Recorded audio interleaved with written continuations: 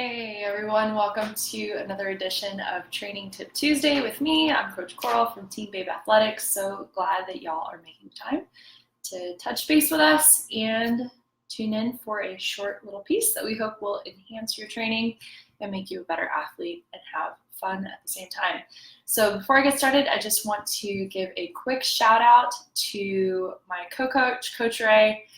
She comes, as you may or may not know, she comes from a duathlon background, but gave her first crack at the half Ironman distance this past weekend in St. Pölten, Austria. Looked like an incredible course. It was definitely a tougher day out there, an honest race, but she absolutely nailed it, had a great race, great experience. So just wanted to throw out congratulations to her and her husband, Brock, who is definitely a Team Babe supporter. Also raced his first half iron, so congratulations to both of you guys. Hope you're enjoying your rest week. So, and also wanted to say thanks for your patience. I know we've been a little quiet in the last week, so between Coach Ray racing and I've been moving and traveling, but we're ready to get back in and dig a little bit deeper into some training tips that are going to help you, like I said, have a better season, better life quality, and just overall have more fun. So let's get to it. Today's topic is we're going to delve into how to fit in strength and mobility as a time-crunched athlete. So as many of us can certainly attest, being a triathlete, or duathlete, or a runner, endurance sport, with busy things that also occupy our lives, whether it be work, family, friends, pets, children, we've got a lot going on. And so to get the best bang for your buck, how are we going to fit in and be creative when getting in our strength and mobility? A lot of times when we're working with athletes, the first thing and I'm guilty of this as well, a lot of times the first thing that we skip over is something other than our primary sport. And this is oftentimes yoga, mobility, strength work, etc. So the first question really is it critical? Do we need to do 100%? Do we absolutely need to have some sort of strength and mobility regimen in order to stay healthy? And in the short term, you can kind of get away with not doing it. I like to equate this to driving some extra mileage over the point in time where your car is maybe due for an oil change. You can go 400 or 500 miles and you really won't feel much of a difference. But then your check engine light comes on. Things start to smell a little funny coming out of the exhaust pipe. And then you start seeing these hitches and these little glitches, and your car's not running as smooth as it once was.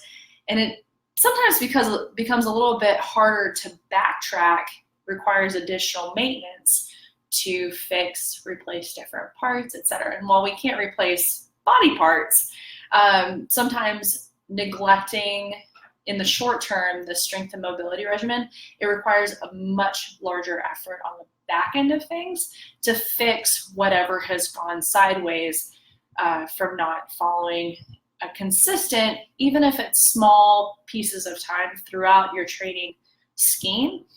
It becomes a larger investment on the back end than it would have been upfront, spread across a daily or a few times a week sort of effort. So what do we gain in a very focused, short effort of strength and mobility? So while ideally we would be able to have copious amounts of time and invest a couple days a week, very focused strength work, and build power and endurance and all of this additional strength with a very robust strength training plan, you may not see the strength gains, but you will see better efficiency. You'll see more mobility, which means that you'll be able to move more efficiently. You'll have better technique. This lends itself to reduced injury, which means you can be more consistent, which means you'll get faster, be happier, and ultimately just enjoy the process and the race experience that much more. So a few thoughts on how we can squeeze it in every so often. First thought is you can use your warm-up as an opportunity for some mobility drills. Get the blood flowing. So whether that's some arm circles with a PVC pipe before your swim, get the shoulders open, something along those lines. That's a really great way to work on thoracic mobility, shoulder mobility, opening the chest, and just making sure that your body is prepped for a hard swim, okay?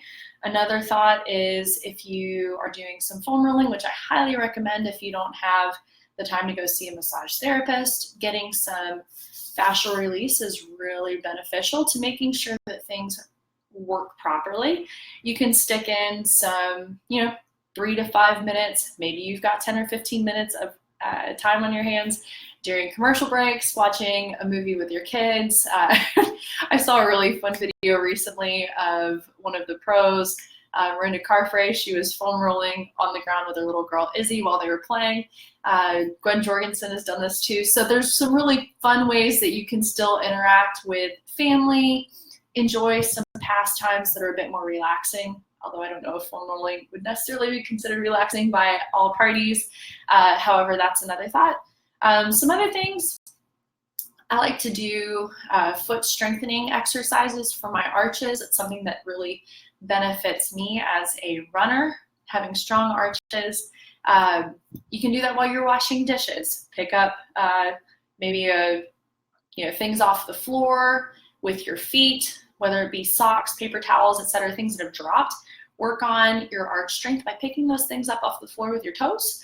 And then something else, if you're frequently on conference calls, think about wearing some comfortable clothes to work, or you've got a private office, you can do some squats, something that won't make you sound too winded if you do need to talk. But just the bottom line message is be creative. We don't have to necessarily find additional time in our day, but we can get creative with repurposing some of the activities that we have on our plate during relaxing spaces or kind of dead times that allow us to squeeze it in, get a little bit more of that preventive maintenance in, so that we're not, going back to the oil change analogy, we're not running over on our mileage and having to fix things on the back end.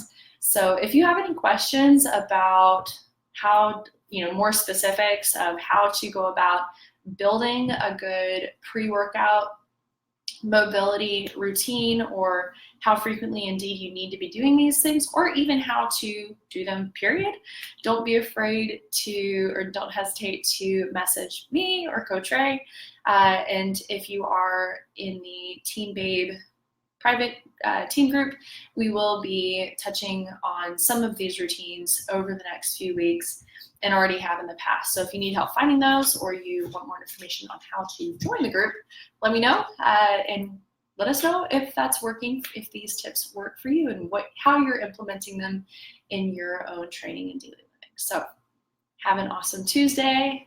As you may know, it is Tuesday Open Water Swim here in Clearwater, hosted by Outspoken Multisport that we absolutely love, and with Coach OWS Leo Briseno. So if you're in town, we'll see you there. Otherwise, have a great day, and we'll catch you next week.